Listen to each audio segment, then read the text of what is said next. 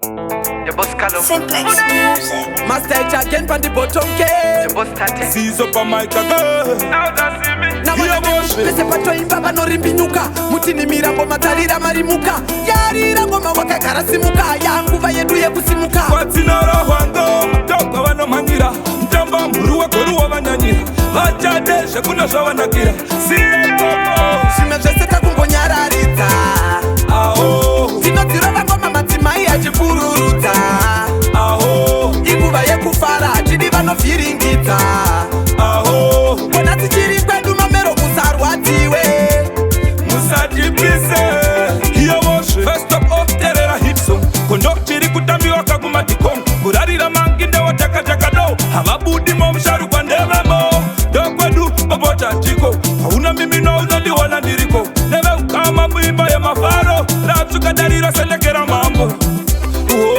yaunde ndongoma tinoitanisainde kumba inandibude zuva richabuda ndirimo yaunde evaukama muidarirarire ratsuka inandibude ururu namurisi zvimwe zvese takumbonyararidza aho tinodzirova ngoma madzimai achipururudza aho inguva yekufara tidi vanovhiringidza aho kona tichiri kwedu mamero musarwadziwe musatipise zvina basa tabatanidza aho ndemangoma ndokwakakosha chivaraidza aho musharukwa wedhansi ndiyari kuiridza aho nhasi chiri kwedu mamero musarwadziwe musatipise navanademu pese payarira ngoma handi chinamendisiye usandibata bhandi amaikani ndafunga dande hanzi kugara nakauvona dzevamwe asi bohere mafanzi